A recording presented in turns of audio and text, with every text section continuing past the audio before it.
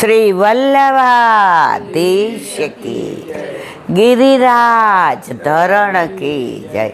श्याम सुंदर श्री अमने महाराणी की जय। श्री गुसाई जी परम दयाल की जय। श्री गोकुल नाथ की जय। दाव दयाल की जय। श्री नवनीत प्रिया लाल की जय। अपने माथे विराता सेव्य स्वरूप की जय। बधाई वैष्णव ने जाजा करीन जय श्री कृष्ण, जय श्री कृष्ण। आज शनिवार अमास वैशाख महीनानी पूर्णाहुति। जेठ खरो पण अधिकनो जेठ। दर वखते का बे वैशाख होय बे जेठ होय। जेवा नक्षत्र जेवा दिवसो जेवो महीनो जेवो सूर्यનું આવવું જેવું એના પ્રમાણે મહિના નક્કી થાય। હવે દર 3 વર્ષે એક પુરુષોત્તમ માસ આવે તો ચંદ્રને સૂર્યની ગતિ કરતાં ચંદ્રની ગતિ 11 દિવસ ઓછી, એટલે દર મહિને 11 દિવસ વધે। તો હવે એનું ક્યાં પેલું એડજસ્ટ કરવું, તો આ 11 દિવસને એડજસ્ટ કરવા માટે આ 30 કે 31 દિવસનો અધિક માસ, એટલે કે હવે એ અધિક માસ મૂંઝાણો કે બધા મહિનાના દેવતા હોય। શ્રવણનું શ્રવણ નક્ષત્ર હોય, જેઠનું જ્યેષ્ઠા નક્ષત્ર હોય, તો હું તો હાવ વધારાનો, મારું તો કોઈ નહીં, મને કોઈ ગણે નહીં, તો મારું કોણ? જ્યારે જીવનમાં કોઈને ક્યારેય એવું થાય કે મારું કોઈ નહીં, મને કોઈ ગણતું નથી, મને બધાથી અલગ પાડી દીધો, હું એકલો પડી ગયો, તો ઠાકોરજી કે જરાય ચિંતા કરમાં, જેનું કોઈ નથી એનું હું છું। અને પ્રભુના શરણે હંમેશા જ્યારે ક્યાંય મેળ ન પડે ત્યારે બધાય ઠાકોરજીના જ શરણે જાય। એનું ઉદાહરણ આપું કે મહાદેવે જ્યારે મૂંઝાઈ જાય ત્યારે ક્યાં જાય? કાનુડા જોજે હવે સાંભળ્યા, ઓલા ભસ્માસુરે તપ કર્યું અને મહાદેવ તો ભોળા માગ, એ કે જેને અડું ને એ બળી જાય, ભસ્મ થઈ જાય। તો આ તો રાક્ષસ, એ કે લાવો તમારા માથે જ હાથ મૂકો। મહાદેવ તો દોડ્યા આગળ, મહાદેવ તો આમ પાછળ બેસે એટલે તૃપ્તિન મારનું, મહાદેવ દોડ્યા, મહાદેવ આગળ દોડે ને ભસ્માસુર પાછળ। હવે થાય કા? એ કાનુડા, હે શ્યામ સુંદર, હે મારા અંતર્યામી, હે મારા હૃદયેશ્વર, હવે હું થાકી ગયો, હવે આવો આવો। ઠાકોરજી કે આ પાછા મહાદેવ ભરાયા, આવા ને આવા મારા મહાદેવ ભોળા આવ્યા।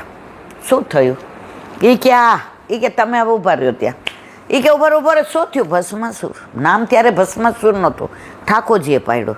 એ કે આ મહાદેવ તો જો વચન આપીને એ કે મને એને આપ્યું, જેને અડું એ ભસ્મ થઈ ગયા। એ કે હા મહાદેવનું વચન તો સર, એ કે પણ હું એના ઉપર મૂકો તો મને ખબર પડે કે વચન સાચું કે નહીં। એ કે ગાંડા આટલી દોડાદોડ કરે, આપણે આપણા માથા જ માથ મુકાય। એ કે હા એ વાત સાચી હો, પોતાના માથે મૂકો ને ઠાકોરજી ભસ્માસુર। એટલે દેવતા હોય, દેવ હોય, કિન્નર હોય, ગાંધર્વ હોય, મનુષ્ય હોય, માણસ હોય, પશુ હોય, પક્ષી હોય, કોઈ પણ જ્યારે એકલો પડી જાય અને જ્યારે કોઈ ના હોય ત્યારે શરણ કોનું સ્વીકારે? ઠાકોરજીનું। ઠાકોરજીને કે હવે મારે આવું જ વધારાનો, બધા એમ કે આ વધારાનો મહિનો, અધિક મહિનો। ઠાકોરજી કે જેનું કોઈ નહીં હું છું ને તું। અને પ્રભુને ખાસ વિશેષતા, જેના શરણે આવે ને એને તારે, શરણાએ સોહી તારે શ્રી વલ્લભ, શરણ આવે સોઈ।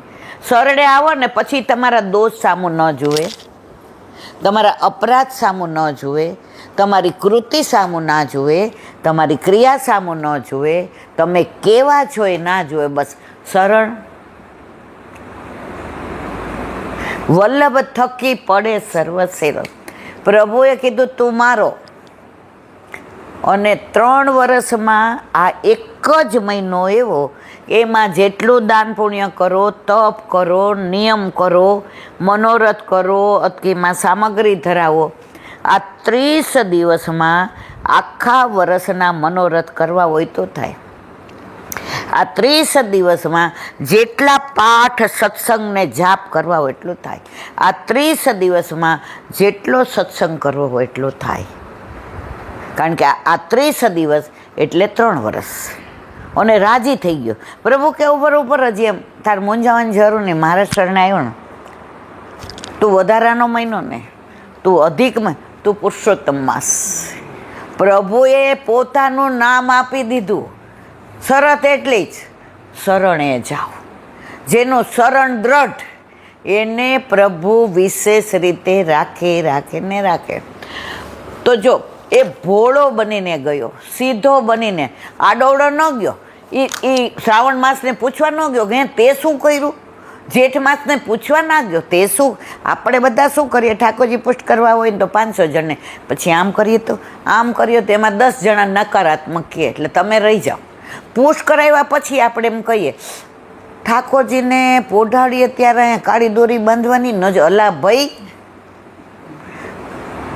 50 જણને પૂછો ને એટલે તમે સેવા ન કરો.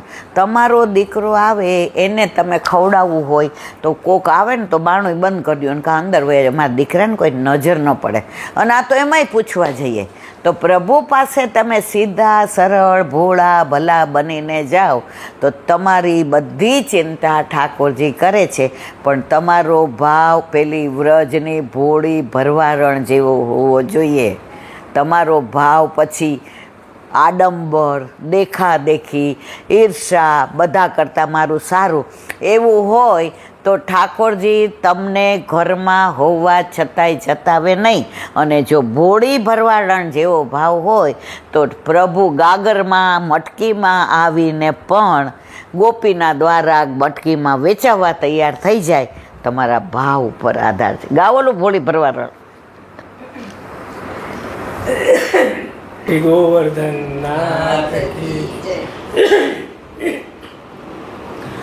ભોળી રે ભરવાડણ હરીને, ભોળી રે ભરવાડણ હરીને વેચવાને હાલી રે ગિરિવરધારી ને ઉપાડી, ગિરિવરધારી ને ઉપાડી માટુકીમાં ગાલીને ભોળી રે ભરવાડણ હરીને, ભોળી રે ભરવાડણ હરીને વેચવાને હાલી રે ભોળી રે ભરવાડણ હરીને. શેરીએ શેરીએ સાદ પાડે જી હોજી, કોઈને લેવા મોરારી રે. શેરીએ શેરીએ સાદ પાડે જી હોજી, કોઈને લેવા મોરારી રે. અનાથ અનાથ ને ચોટા વચ્ચે, અનાથ અનાથ ને ચોટા વચ્ચે વેચાયા હીરની નારી રે ભોળી રે ભરવાડણ હરીને, ભોળી રે ભરવાડણ હરીને વેચવાને હાલી રે ભોળી રે ભરવાડણ હરીને. બ્રજ નારી પૂછે શું છે માજી, મધુરી મોરલી વાગી રે. બ્રજ નારી પૂછે શું છે માજી, મધુરી મોરલી વાગી રે, મટકી ઉતારીને જોતા, મટકી ઉતારીને જોતા, મૂર્છા સૌને લાગી રે, ભોળી રે પરવાળન હરીને, ભોળી રે ભરવાડન હરીને, વેચવાને ચાલી રે, ભોળી રે પરવાળન હરીને, ઇન્દ્રાદિક બ્રહ્માદિક સરખાજી, કૌસ્તુક યુબા દેખ રે, ઇન્દ્રાદિક બ્રહ્માદિક સરખાજી, કૌસ્તુક યુબા દેખ રે, 14 લોકમાં નામાએ તે, 14 લોકમાં નામાએ તે, મટુકમાં બેઠેલા દેખે રે, ભોળી રે ભરવાડન હરીને, ભોળી રે ભરવાડન હરીને, વેચવાને હારી રે, ભોળી રે પરવાળન હરીને, ભોળી રે ભરવાડન હરીને, ભોળી રે ભરવાડન હરીને, વેચવાને હારી રે, ગિરિવરધારી ને ઉપાડી, ગિરિવરધારી ને ઉપાડી, માટુકીમાં ગાલી રે, ભોળી રે ભરવાડન હરીને, ભક્તજનોના ભાગ્ય વ્રજમાજી, પ્રકટ્યા અંતર યામી રે,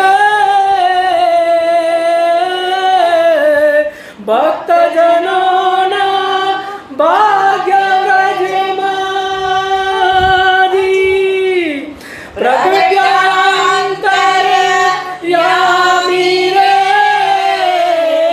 દાસ લડાને લાડ લડાવે, દાસ લડાને લાડ લડાવે, નરસૈયાનો સ્વામી રે, ભોળી રે ભરવાડન હરીને, ભોળી રે ભરવાડન હરીને, વેચવાને હારી રે, ગિરિવરધારી ને ઉપાડી, ગિરિવરધારી ને ઉપાડી, માટુકીમાં ગાલી રે, ભોળી રે ભરવાડન હરીને, ઘોડી રે ભરવાડન હરીને, વેચવાને ચાલી. આખી દુનિયાને બનાવનારો, સંભાળનારો, પાલન કરતા, સર્જનહારો, વિસર્જન કરનારો, એ મટકીમાં એને કોણ વેચી શકે? જે ગોપી જેવો, ઘોડી ભરવાડન જેવો પ્રેમ કરતા હોય તે. બાકી તો આપણે તો વેચાઈ જવાય તૈયાર છીએ, પણ પ્રભુ કે અમે લેવા તૈયાર હોઈએ તો તું વેચાતી આવે ને. આપણું એવું કોઈ સામર્થ્ય નથી, આપણામાં કોઈ એવા ગુણ નથી કે પ્રભુ આપણને વેચાતા લે, પણ છતાંય આપણો વકીલ એવો જોરદાર છે કે આપણા વકીલ કોણ છે? સાક્ષાત વલ્લભ. કે પ્રભુ તમારાને સંભાળવો જ પડશે, જાળવવો જ પડશે અને રાખવો જ પડશે અને નિકુંજ સુધી હાથ પકડીને લઈ આવવો જ પડશે. તો આ ભોળી ભરવાડ ઉપરથી આપણે એટલું જ જાણવાનું કે પ્રભુને ચતુરાઈની જરૂર નથી, પ્રભુને હોશિયારીની જરૂર નથી, પ્રભુને તમારા કોઈ પણ દ્રવ્ય પૈસાની જરૂર નથી, સ્ટેટસની, માનની, મર્તબાની. પ્રભુને ફક્ત તમારો ભાવ જોઈએ છે. તો કાલથી આ પુરુષોત્તમ માસ બને તો રોજ પુરુષોત્તમ સહસ્ત્ર કરવું અને આ મહિનામાં કોઈ પણ લૌકિક સારા કાર્ય ન થાય. લગ્ન હોય, જનોય હોય, વાસ્તુ હોય. કેમ? જો એ બધું કરવા રહીએ તો આખા વર્ષમાં જે નથી કરી શક્યા તે ભગવત નામ, ભગવત જાપ, ભગવત સેવા, ભગવત સ્મરણ, ભગવત સત્સંગ, ભગવત સૂત્ર આ બધું ભૂલી જવાય જો લૌકિકમાં જવાય તો. એટલે ઠાકોરજીએ કીધું કે સાંભળ પુરુષોત્તમ માસ, બધા 12 મહિનામાં લૌકિક બધું કરી શકશે પણ તને મારું નામ આપ્યું ને પુરુષોત્તમ માસ, એટલે આમાં કોઈ લૌકિક કાંઈ નહીં કરી શકે, બધાએ અલૌકિક જ કરવું પડશે. અને જાપ કરવાની રીતે કેવી? અત્યારે આપણે તો કેવું ઓલા સિંગદાણા રાખીએ કે મારે 11 યમનાષ્ટક કરવા અને પછી આમ કરતા જાય, પછી જોઈએ કે હજી 5 થયા, હજી 6 બાકી. ગણી ગણીને પ્રભુને પ્રેમ કરીએ.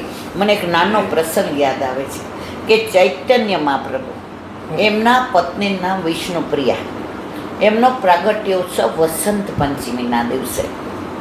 હવે આપણે બધા માળા કરીએ કે વેઢા ગણીએ કે પછી આંખો બંધ કરીને શ્રી કૃષ્ણ, એ કેવી રીતે ભગવત નામ લેતા હતા?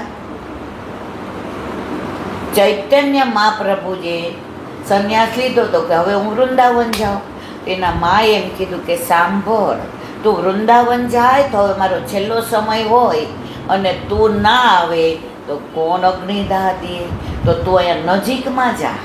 તો એ સાઉથના હતા તો નજીક કયું પડે? જગન્નાથપુરી. તો ચૈતન્ય પ્રભુ ક્યાં ગયા? જગન્નાથપુરી. તો વિષ્ણુપ્રિયા ઘર છોડીને વયા ન ગયા કે હવે મારો વર નથી, શું કરું? અત્યારે તો વર ન હોય તો પિયરાઈ વહી જાય ને આપણે આનંદી કે ગુરુ ગયા ગોકળ ને પાછળથી મોકળ. મારા વાલા, આ તો ચૈતન્ય મહાપ્રભુજીના પત્ની હતા અને નામે કેવું સરસ હતું, વિષ્ણુપ્રિયા. જેને વિષ્ણુપ્રિય, તો એ ભગવત નામ કેવી રીતે લે? તો હવે ચૈતન્ય મહાપ્રભુનું ઘર, ત્યાં વૈષ્ણવો એટલા આવે, ત્યાં બ્રાહ્મણો એટલા આવે, ત્યાં પુરોહિતે એટલા આવે, ત્યાં પંડિતે એટલા આવે. પહેલાંના જમાનામાં ઘરે આવેલા પરોણાને કોઈ પ્રસાદ લેવડાવવા વિના જવા દેતું નહોતું, એટલે અતિથિ કહેતા હતા. તિથિ જોયા વિના આવે એ અતિથિ. તો વિષ્ણુપ્રિયા એ ભગવત નામ આટલા બધા આવે, બધાને માં એમ કે એમને ના જવાય હો, પ્રસાદ લઈને જાજો. તો મનમાં વિષ્ણુપ્રિયા એટલા રાજી થાય કે હું કેવા ઘરમાં પરણીને આવી, કેવા મને પતિ મળ્યા કે બધાને ત્યાં લૌકિક સગાવાલાને સંભાળવા પડે તો સંસારમાં રહીને પાછો સંસાર જ ભોગવવો પડે. હું તો એવા પતિને પરણી જેણે સંસાર છોડ્યો પણ મને ભગવત સેવા, ભગવદીઓનો સંગ, ભગવદીઓને પ્રસાદ લેવડાવવા, બ્રાહ્મણો આવે તો એની સેવા કરવી અને માં જેમ કે એની આજ્ઞામાં રહેવું. તો હવે ભગવત નામ લેવું ક્યારે? આટલા બધાને જમાડવાના. હવે સાઉથમાં મૂળ ભોજન ચોખા, એટલે કે શું કહેવાય ને, ભાત. તો જેટલું માનો કે જુએ કે આજે એક પરાત ભરીને ભાત કરવાના છે. પરાત એટલે આપણે જે આ લોટ બાંધીએ એ લઈ અને પછી શું કરે, એક એક ચોખ્ખો લેતા જાય, શ્રી કૃષ્ણ શરણમાં, શ્રી કૃષ્ણ શરણમાં. અને એટલી વાર એટલો આ ચોખા કેટલા હોય ગણ્યા ગણાય નહીં, વીણ્યા વીણાય નહીં, તોય મારી છાબડીમાં માય. અને એટલી વાર ભગવત નામ લઈને મનમાં વિચાર કરે કે પ્રભુ આરોગશે. પાછળ આટલા પંડિતો, બ્રાહ્મણો, વૈષ્ણવો, ભગવદીઓ અને પછી મા પ્રસાદ લેશે અને વધશે મા પ્રસાદ હું લઈશ. એક એક ચોખામાં ભગવત સ્મરણ એવું નામ લે કે જે પ્રસાદ લે મનમાં બોલ્યા વિના રહે નહીં કે એસો સ્વાદ હમ કબહુ ન ચાખ્યો સુન ગોકુલ કે નાથ. તો ઘણા લોકો આપણને એમ કહેતા હોય અમારે એટલા બિઝી હોઈએ છીએ, એવો ધંધો છે, એવી નોકરી છે, ઘરમાં અમે વસ્તારી છીએ. ઈલાબેન, અમારે ભગવત નામ ક્યારે લેવું? તમે તો ઠીક પરવારી ગયા છે. ભગવત નામ લેવું છે ને બાનાની જરૂર નથી. કોઈ પણ રીતે ભગવત નામ લઈ શકાય. તો આવા વિષ્ણુપ્રિયાના દાખલા પરથી આપણે એ જ સમજવાનું કે દરેકમાં ભગવત ભાવ અને ભગવાનના દર્શન કરશું તો ભગવાન આપણા ભાવને એવો પુષ્ટ કરશે કે પછી અંત સમય આવશે ત્યારે આપણે ઠાકોરજીને યાદ નહીં કરી શકીએ તો ઠાકોરજી તો આપણને યાદ કરવાના જ છે. તો ઘણી બધી વાતો કાલથી રવિવારથી પુરુષોત્તમ માસ 30 દિવસ જેટલું બને એટલું અને મનમાં નક્કી કરી રાખવું, ખોટા શબ્દોનો ઉપયોગ નહીં કરવો, ખોટું બોલીશ નહીં, ખોટી વાતો નહીં કરવું, પ્રપંચ નહીં કરવું. અને જબ તક ફુરસત દે જમાના ક્यों ના કરે હમ પ્યાર કી બાતે. ભલે પિક્ચરનું ગીત છે, કોલેજમાં હતા ત્યારે પ્રેમ માટે લૌકિક ગાતા હતા, પણ અત્યારે તો આ અલૌકિક પુરુષોત્તમ પ્રભુ માટે એટલું જ, તેરા સાથ હૈ તો મુझे ક્યાં કમી હૈ. બસ તારો સાથ મળી ગયો છે, તારો હાથ મળી ગયો છે અને તું મારી માથે છે, એટલે દુનિયાની કાંઈ મને ચિંતા નથી. પણ પ્રભુ, દુનિયા રૂઠે તો ભલે રૂઠે, પણ તું ના રૂઠીશ મારા નાથ રે. આવેલ આશા ભર્યા રે અમે આવ્યા, મારે વાલે રમાડ્યા રાસ રે. આવેલ આશા. ભલે એક નાની વાત કરીશ દીકું, કાલે પુરુષોત્તમ મહિનો ચાલુ થાય તો આજે કાંઈક અનુસંધાનમાં થોડુંક 2-3, મને ખબર જ ઓચિંતાનું રમીને આવ્યું, હમણાં જ બેઠો. એકદમ ઓચિંતાનું કહેવું પડે એટલે મનમાં ના હોય, પણ મને ખબર તારા પર વલ્લભને વિશેષ કૃપા છે. એક મિનિટ. શ્રી વલ્લભાધીશ કી જય. આજે હું ગુસાઈજીની વાર્તા કહેવાનો છું. જ્યારે ગુસાઈજી નાના હતા તો ત્યારે તેમને બીન વગાડવાનો ખૂબ જ શોખ. જ્યારે પણ તેમને ટાઈમ મળતો પોતાના રૂમમાં વગાડે, બહાર બગીચામાં બેસીને વગાડે, પણ બીન વગાડવાનો કોઈ દિવસ નહોતા ભૂલતા. અને એ બીન વગાડતા ને તો એના તાર હતા ને એનાથી એમને હાથમાં થોડા ચીરા પડી જતા હતા. પણ એમને એટલી મજા આવતી હતી એ બીન વગાડવામાં કે એ જે પેન હતો ને એને આમ નજરઅંદાજ કરી દેતા હતા, એનું ધ્યાન જ નહોતા આપતા એને. અને પછી એ જ્યારે બીન વગાડતા ત્યારે તેમને સૂરની, તાલની અને એની બધાની બહુ જ ખબર પડતી હતી. પછી એક દિવસ જ્યારે તેઓ વલ્લભની સાથે વલ્લભને ચરણ સ્પર્શ કરવા ગયા તો ત્યારે વલ્લભે જોયું કે તેમના હાથ પર ચીરા હતા. તો એમણે પૂછ્યું કે વિઠ્ઠલ કાવ ભયો? તો એમણે કીધું કે આ ચીરા તો છે ને હું બીન વગાડું છું ને એનાથી આવે છે. તો ત્યારે જ વલ્લભ એટલે ઠાકોરજી એટલે વલ્લભ. તરત જ વલ્લભને ઠાકોરજીના તત્સુખનો વિચાર આવ્યો કે વિઠ્ઠલ, જ્યારે તું ઠાકોરજીને ચરણ સ્પર્શ કરીશ અને તારા હાથમાં ચીરા હશે તો ત્યારે ઠાકોરજીને વાગશે નહીં. ઠાકોરજી તો ફૂલથી પણ વધુ કોમળ છે, માખણથી પણ વધુ કોમળ છે, તો ત્યારે તેમને વાગશે નહીં. અને આ વાત સાંભળીને ગુસાઈજીને તરત જ રિયલાઇઝ થયું કે તે જે કરતા હતા એ ખોટું હતું અને ઠાકોરજીને એનાથી શ્રમ પડતો હતો. તો ત્યારે તેમણે એ દિવસથી બીન મૂકી દીધી અને બીજી વાર કોઈ બીજી વાર અડી નથી. એટલે આપણે એવું કહીએ છીએ કે વલ્લભ અને ગુસાઈજી સિવાય કરતાં કોઈ પણ ઠાકોરજીનું ધ્યાન વધારે એમના માટે વધારે ધ્યાન કોણ કરી શકે તત્સુખનો વિચાર. આ વલ્લભની વાણી અને ભૂલ હોય મારી. બોલો વલ્લભાધીશ કી જય.